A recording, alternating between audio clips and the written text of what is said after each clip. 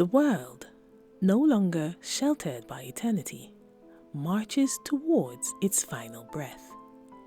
In the perpetual meantime of a sheltered eternity, most are content to live and not to dream. Only through eternity are you closest to the heavenly principles. Is this what Teyvat is supposed to look like when viewed from outside of the planet? A hidden world in the corner of the universe, sheltered by a mysterious eternity and the heavenly principles. This is the Unlikely Genshin Gamer, and it's time to talk about the moons of Teyvat, Nod Krai, and the Welkin moon, thanks to that new web event. Now, I'm so excited to get into this, I have to work to pace myself. Or else, you all would just get a crazy information dump. Or maybe you all want me to just come at you with a deluge of moon references, like Mondstadt's name, Liyue's name, the source of Oceanid power, or the crimson moon that caused the black tide. But no, I think it will be more effective to gently unravel the mystery with you, piece by piece. So, let's take a step back and start with what's going on with the information about these moons, because that's the biggest deal.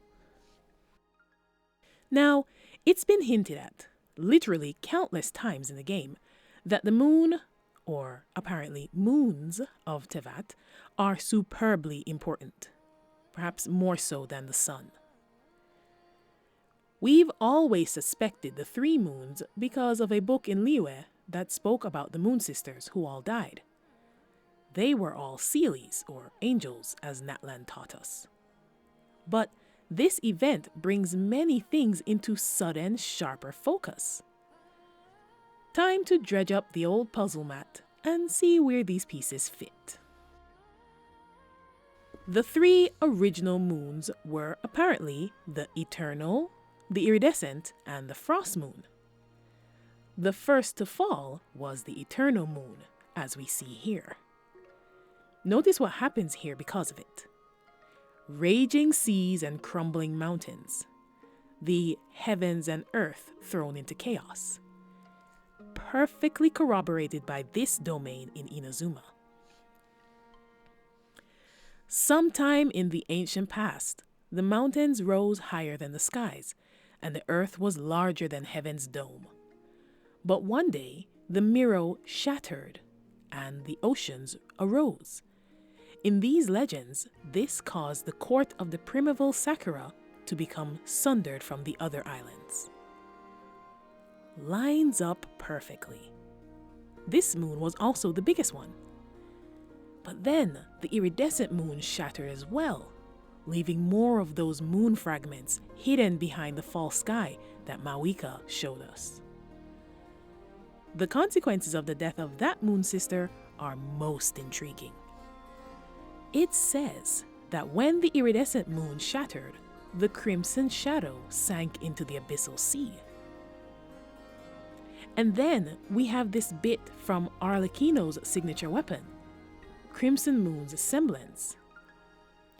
O High Lord of the Nobles of Conria, the crimson red moon has long since fallen into the abyssal firmament, and the blindness of your blood has ended your line. But there's more. It seems they went and built the spiral abyss, looking for the crimson moon to again illuminate the kingdom, and found out the truth of the false sky instead. Thus they yearned for transcendent individuals to build countless glorious towers, and prayed for the long-dead crimson moon to bring them salvation. Until the astrologists, branded as heretics, glimpsed in the inverted image of the false sky the origin of the world's fate. Until the unquenchable flames of doubt and fury blazed across the dreamless realm like wildfire, finally burning to the moonlit-hued palace itself. Why do I say they built the spiral abyss specifically? Because of this description of the spiral abyss.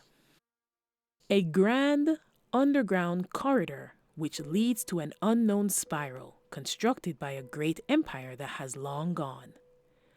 Surrounded by mysteries, the inverse tower is now known as the Spiral Abyss. I think the Crimson Moon is actually the remnants of the iridescence shell. Or, instead, the reflection of it. Yeah, that makes more sense, because it seems that the Crimson Moon and the iridescent moon existed simultaneously, and when one ended, the other set as well. See the reflection down here? Same inner moon ring, but then it becomes red. Perrin mentions the search for the Crimson Moon as well. First, as they were looking for transcendent ones, they questioned Perrin. The adults then asked, "Did you see it then?" Perhaps it was the fear brought on by the darkness combined with hunger and exhaustion, but Perrin did indeed see an illusion. The Crimson Moon, hanging high in the pitch-dark night sky, suddenly turned around, revealing itself to be a titanic, horrified eye. But then, the sudden resurgence of the Crimson Moon seemed to be the cause of the cataclysm 500 years ago, as is explained in the book Folio of Foliage.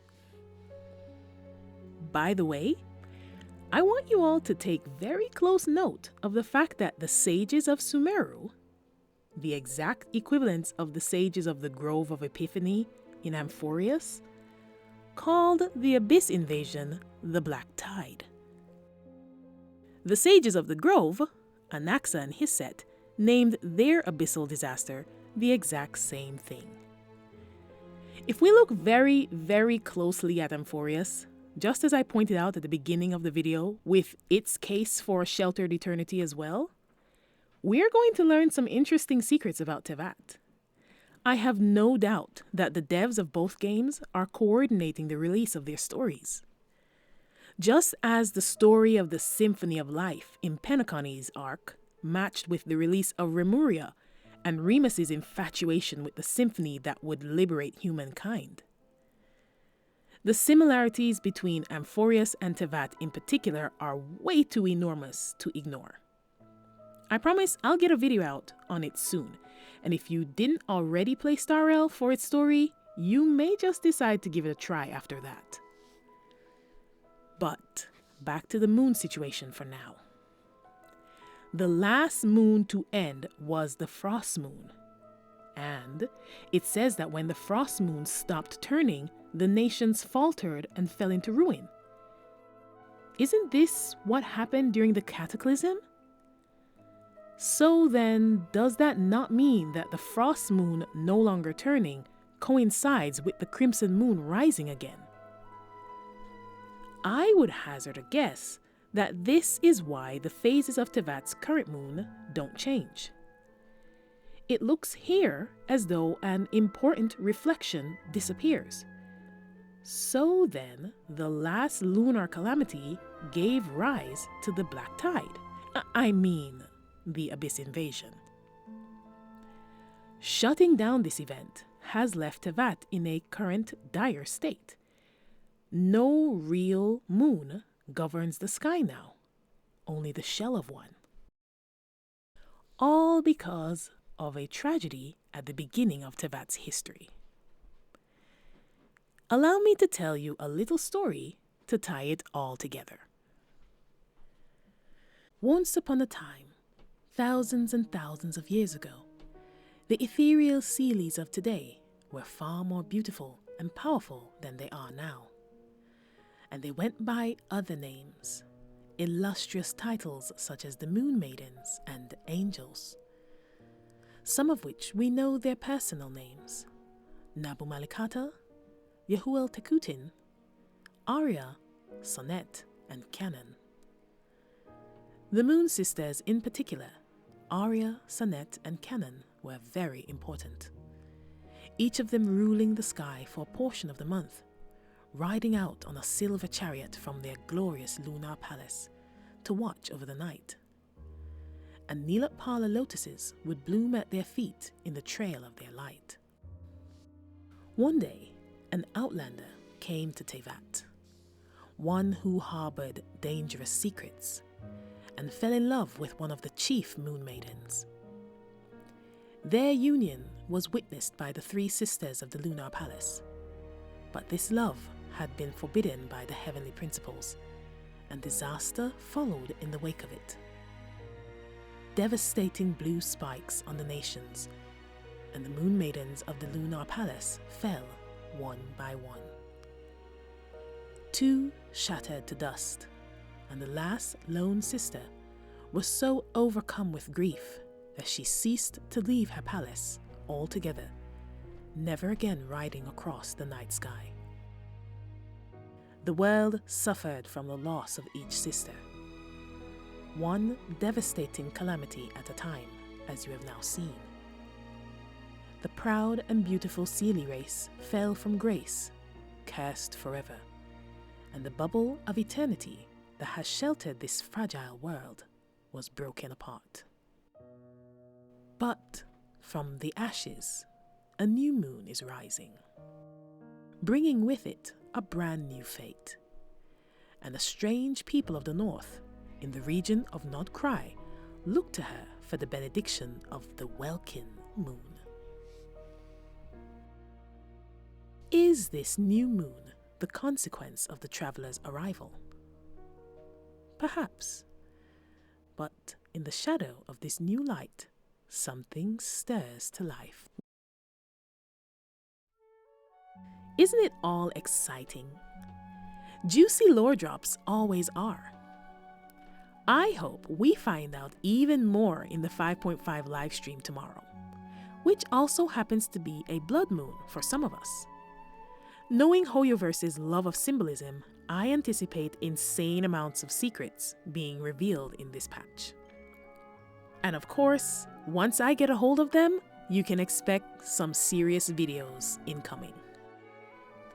I hope you all enjoyed this quick little analysis and my story. Subscribe and like to stay tuned for more, and I'll see you in the next one.